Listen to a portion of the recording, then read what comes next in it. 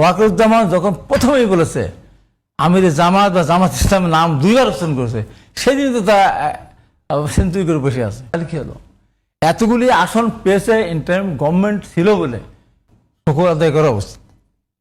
জামাত ইসলাম যে এতগুলি আসন পেল কেন, কি কারণে পাবে? কোন অবদানটা দেশে তাদের আছে বলেন?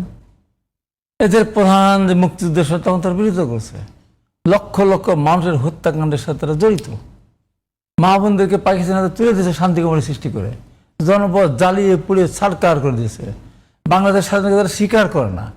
এই এত বছর তারা একদিনও তারা জাতীয় স্মৃতির সঙ্গে যায়নি। এইবার ছাড়া যে 21শে ফেব্রুয়ারি গর্ভের স্বাধীনতার জন্ম, শহীদ বেলা কোনোদিন যায়নি। এবার গিয়েছিল সাংবাদিক দেওয়ার শ্রদ্ধা নিবেদন করার জন্য এসেছেন কিনা, বলছেন আমার শিষ্টাচার, আমি যে বিরোধী সেটা। সে দল কেন ভোট পাবে? এতগুলি আসন কেন হবে? এই যে কথাটা তারা বললো, এই আসলে তাদের বিএনপির বেঈমান বিশ্বাসঘাতক মুনাফিকরা ভোট না দিত, জামাত সিট পায় প্রত্যেকটা জায়গায়, প্রত্যেকটা কেন্দ্রে। আজকে আমি হাবিজ ওখানে সকালবেলা গেছিলাম, তারা কোনো বিদ্রোহী পারতেছিল না। ওখানেও বিএনপি কিছু মুনাফিকেরা তারা ভোট দেয়নি না, আমার সেটা ভোট দেয়, দাঁড়িয়ে ভোট দিচ্ছে।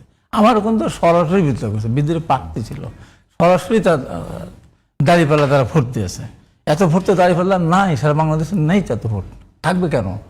কোনো আন্দোলন সংগ্রাম কোনো অবদান নাই। এই যে বিরুদ্ধে আন্দোলন আমরা করেছি, আমাদের প্রথম নেতা ছিলাম, প্রধান নেতাই ছিলাম ধরতে গেলে, কিন্তু তারা তো মিছিলে দেখি নাই, একজন আহত হয় নাই, একজন তার শহীদ হয় নাই।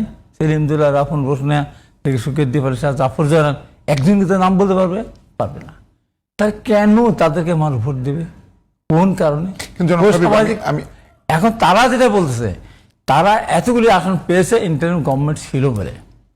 ওয়াকারুজ্জামান যখন প্রথমেই বলেছে আমির জামাত বা জামাত ইসলামের নাম দুইবার অপশন করেছে, সেদিন তো তা সেঞ্চুরি করে বসে আছে।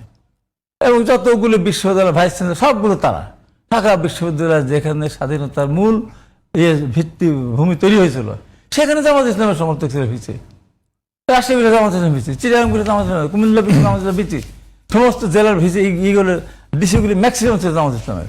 তারাই করেছে। আমার ওখানে আমি হাতে কলম ধরে বলতেছি, আমার ওখানে ডিসি ছিল জামাত, আমার দুটো ইউনিয়ন ছিল জামাত। এখান থেকে তাকে নিয়ে যাওয়া হয়েছে, প্রধান নির্বাচন কমিশন অফিস থেকে, কি উপদেষ্টার অফিস থেকে তাকে নিয়ে যাওয়া হয়েছিল।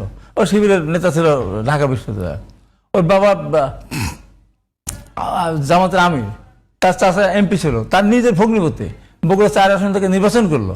আমি কমপ্লেন করলাম ডিসির কাছে, ডিসি যেহেতু জামাত রিটার্নিং অফিসার, ওর নির্বাচন কমিশনকে আমি করলাম, রিপোর্ট করলো, তারা একটা তদন্ত টিম করলো, আমার সাক্ষী প্রমাণ করে দিলাম যে তার নিজের আপন ভগ্নিপতি বগুড়া 4 থেকে নির্বাচন করতেছে।